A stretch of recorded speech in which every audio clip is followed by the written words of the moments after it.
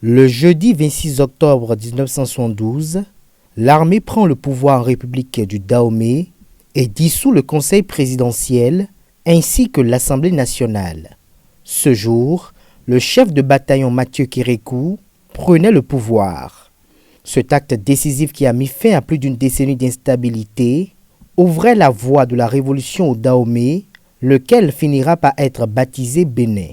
Le nouvel homme fort et les membres de son équipe ont su imposer leur autorité avant qu'elle ne s'essouffle en 1989 avec l'avènement de la démocratie.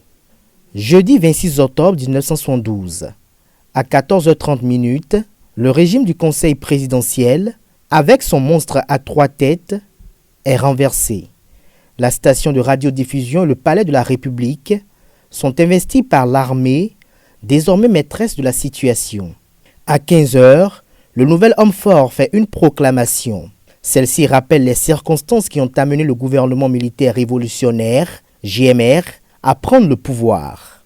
Dans la proclamation lue par le chef de bataillon Mathieu Kérékou, le nouvel homme fort y dénonce la primauté des intérêts personnels au détriment de ceux des masses, l'injustice et l'arbitraire érigés en règle de gouvernance, le virus de la division ayant atteint l'armée et le constat de faillite du Conseil présidentiel. Pour lui, l'armée consciente de ses devoirs et de ses responsabilités, après ce constat, a été amenée à décider dans l'intérêt supérieur du Dahomey, actuel Bénin, à abroger l'ordonnance numéro 70-34 du 7 mai 1970 portant charte du Conseil présidentiel, la dissolution du dit Conseil et de son gouvernement, la dissolution de l'Assemblée consultative nationale, des conseils consultatifs départementaux et urbains, des comités de vigilance et de réconciliation et l'abrogation de l'ordonnance numéro 70-42-CP-DN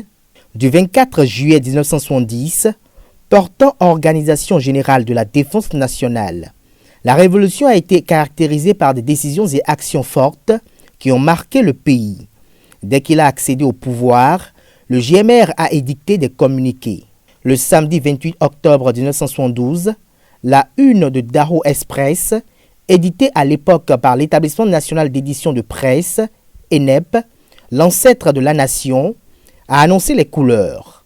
Toute décision prise à la date du 26 octobre 1972 par une autorité autre que le gouvernement militaire révolutionnaire et concernant le recrutement, l'affectation et l'avancement d'agents de la fonction publique sont nulles et de nul effet.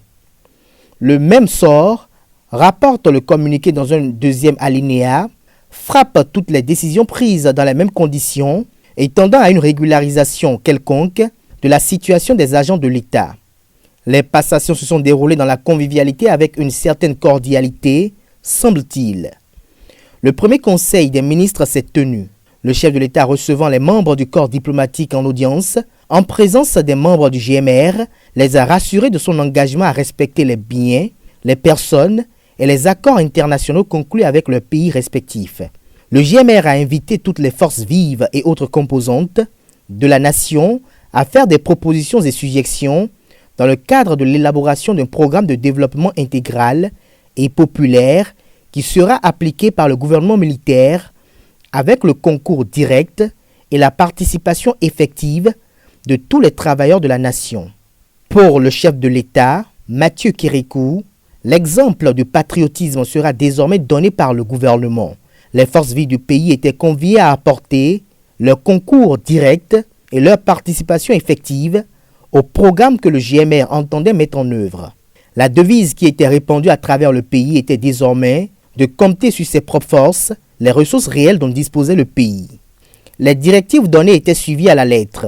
Mieux, le système de gouvernance à la base avait permis de réduire les complots permettant au pays de connaître une stabilité sur le plan politique.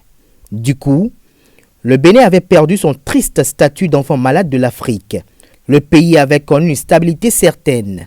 Certains cadres et autres personnalités ont collaboré et adhéré au mouvement élan de redressement impulsé par le GMR. Le président Mathieu Kérékou a dû donner un certain contenu à l'unité nationale. L'opinion publique a pu se rendre compte Des brassages heureux qui ont ponctué ces 17 années de régime militaro-marxiste. Les tas reprochés au Conseil présidentiel se sont progressivement corrigés.